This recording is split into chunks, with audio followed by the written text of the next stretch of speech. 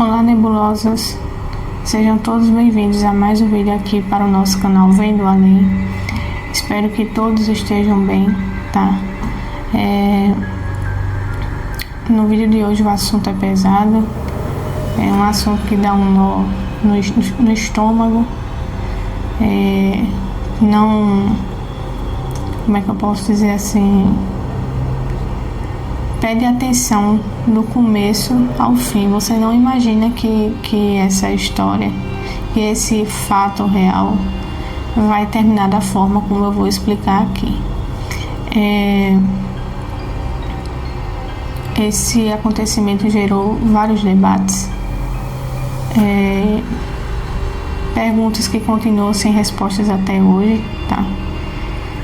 Não é um vídeo fácil, não é um vídeo confortável, mas é necessário para quem quer entender como tragédias assim se constroem muito antes do pior acontecer, né?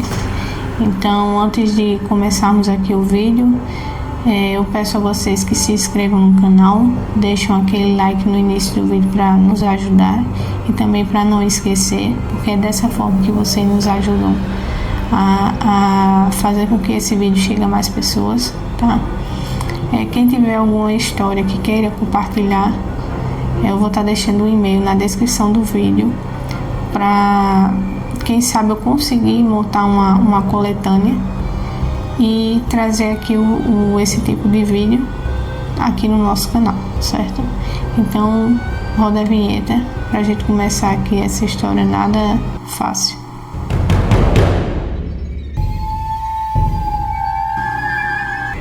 Bem, gente, a história de hoje dei aqui o título de O Triste Assassinato de James Bulger. Era uma tarde comum de fevereiro de 1993, em Liverpool, no Reino Unido. James Bulger, um menino de apenas 2 anos, estava passeando com a mãe em um grande centro comercial chamado New Strand Shopping Center. Tudo parecia normal. Aquele cenário típico de qualquer dia comum entre lojas, pessoas andando e crianças por perto. O que ninguém imaginava é que naquele mesmo lugar 2 garotos de 10 anos circulavam sem rumo fixo, envolvidos em pequenos furtos, observando o movimento. São eles John Venables e Robert Thompson. Não procuravam brinquedos ou diversão. Eles observavam pessoas, analisavam o ambiente e acabaram fazendo a escolha que mudaria tudo. Em um momento rápido, quase imperceptível, a mãe de James soltou a mão do filho para pegar uma compra dentro de uma loja. Foram segundos, tempo suficiente para que o menino desaparecesse. As câmeras de segurança registraram James andando ao lado de Venables e de Thompson, saindo do shopping sem demonstrar resistência. À primeira vista, parecia apenas uma criança acompanhada por 2 meninos mais velhos. Mas aquele registro simples marcava o início de um pesadelo que logo tomaria proporções gigantescas. Por horas, ninguém sabia onde James estava, e o desespero começou a se espalhar pela comunidade. Os 2 garotos não ficaram por perto. Eles decidiram levar James para longe do centro comercial, seguindo em direção a uma área cada vez mais isolada, próxima a uma linha férrea, perto do Leeds and Liverpool Canal. O caminho foi longo e visível para várias e várias pessoas, mas ninguém desconfiou do que realmente estava acontecendo. O que começou como um sequestro tomou um rumo muito mais grave ao longo do trajeto, revelando uma escalada de violência difícil de imaginar, ainda mais partindo de crianças tão jovens. Ao chegarem a um local isolado, a situação se tornou trágica. James foi submetido a atos de violência extrema. Os garotos usaram objetos que haviam roubado ao longo do dia, como tijolos e uma barra de ferro, para atacar um menino indefeso. As análises forenses apontaram dezenas de ferimentos, incluindo múltiplas fraturas na cabeça. Cada detalhe revelado posteriormente mostrava que não se tratou de algo rápido ou acidental, mas de uma sequência cruel de agressões que causaram um sofrimento intenso. Além das agressões físicas, outros elementos tornaram o caso ainda mais perturbador. Foi encontrado tinta azul nos olhos de James, jogada nele pelos próprios agressores. Também houve indícios de que baterias foram colocadas em sua boca, ampliando ainda mais a brutalidade do ataque. Depois disso, os garotos deixaram o corpo do menino sobre os trilhos da ferrovia, tentando fazer com que tudo parecesse um acidente. Pouco tempo depois, um trem acabou atingindo o corpo, o que inicialmente confundiu parte da investigação. O corpo de James Burger foi só encontrado 2 dias depois por trabalhadores que atuavam próximo à linha férrea. A notícia abalou completamente Liverpool e rapidamente ganhou repercussão internacional. A ideia de que um menino tão pequeno tivesse passado por algo tão cruel e ainda por mão de outras crianças chocou o mundo. A comoção foi imediata e o caso passou a ser discutido não apenas como um crime, mas como um reflexo de falhas sociais profundas. As investigações avançaram rápido, a polícia reuniu provas decisivas, as roupas de Venables e de Thompson tinham a mesma tinta azul encontrada em James, e exames confirmaram a presença de sangue da vítima nos sapatos dos dois. Uma marca específica no rosto do menino também coincidiu com o solado de um dos calçados usados por Venables. As evidências não deixaram dúvidas sobre a participação direta dos dois no crime. Pouco tempo depois, Venables e Thompson foram detidos e formalmente acusados pelo sequestro e assassinato de James. A gravidade do caso aumentou ainda mais pelo fato de ambos terem apenas 10 anos de idade.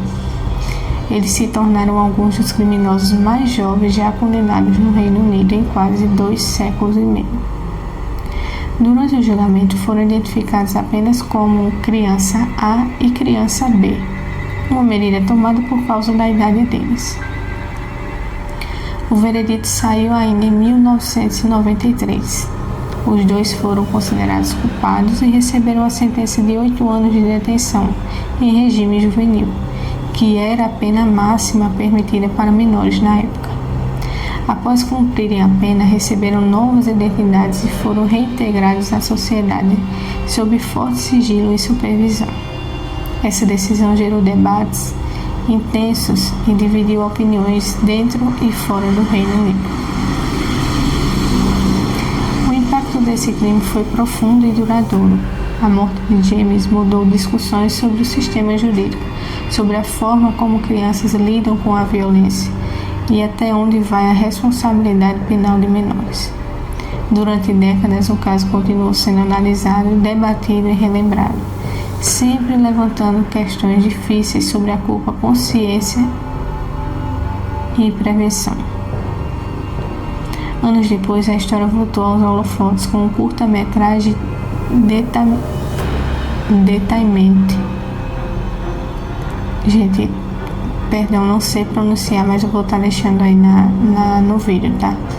Inclusive, eu assisti essa curta-metragem, tem muita coisa que eu não posso estar falando aqui, que lá, quem tiver interesse ou curiosidade de saber, pode assistir, que vale a pena para vocês entenderem como foi esse todo absurdo aí que fizeram com essa criança. Sim, voltando. Anos depois, a história voltou aos holofotes com o curta-metragem Detainment, baseado em entrevistas reais e documentos do caso. O filme foi indicado ao Oscar de melhor curta-metragem em 2019, mas também causou grande polêmica. A mãe de James, Denise Fergus, afirmou que não foi consultada e se sentiu profundamente ofendida com a produção, chegando a pedir publicamente que o filme fosse retirado da premiação. Hoje, o caso de James segue como um dos mais perturbadores da história moderna. Ele se tornou um lembrete doloroso de como a infância, violência e consequências legais podem se cruzar de forma devastadora. As marcas deixadas por essa tragédia permanecem na família, na comunidade e na memória coletiva do mundo inteiro. Não é um fato muito comum, né? A gente vê adulto fazendo isso com criança, mas duas crianças indo assassinar outra criança, ainda mais da forma como esse menino foi assassinado, é um negócio muito, como é que eu posso dizer assim, muito triste, muito um negócio que a pessoa só vê em filme mesmo, não acha que duas crianças têm a capacidade de fazer isso com outra, né? Mas aí é que tá até onde um psicopata, porque eu não entendo nada mais sobre o assunto, mas acredito que essas duas crianças são psicopatas sim, porque fazer um negócio desse com uma criança não é qualquer ser humano que faz isso não. Enfim, né? É um fato triste, mas que infelizmente acontece, né? E eu fico pensando assim, se as pessoas, porque pelo que eu me lembro assim, não sei se eu estou enganada, mas esse menino chegou a andar, parece que mais de 1 hora. Eu não lembro agora a quantidade de horas, mas foi um percurso muito longo. Percurso assim que teve adulto que parou as duas crianças para saber o que estava acontecendo, porque o menino estava chorando no meio do trajeto até chegar na ferrovia.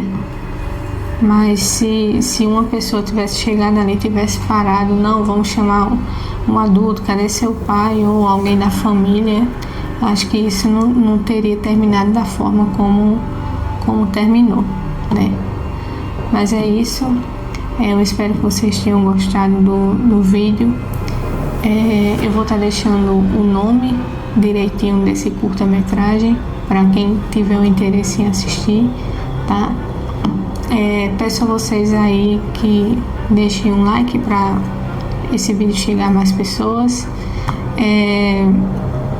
Eu também vou estar, só uma observação, vou também estar colocando o vídeo, vou fazer o possível para colocar 2 vídeos por semana, porque como eu trabalho às 8 horas por dia, então assim, o meu tempo é corrido e eu tenho que estar pesquisando as coisas na internet para estar sempre trazendo aqui para vocês. Por isso que eu não trouxe mais vídeos, mas eu vou fazer de tudo para me organizar, porque também eu tenho um outro canal onde eu mostro o meu dia a dia, mas eu quero conciliar os dois, né?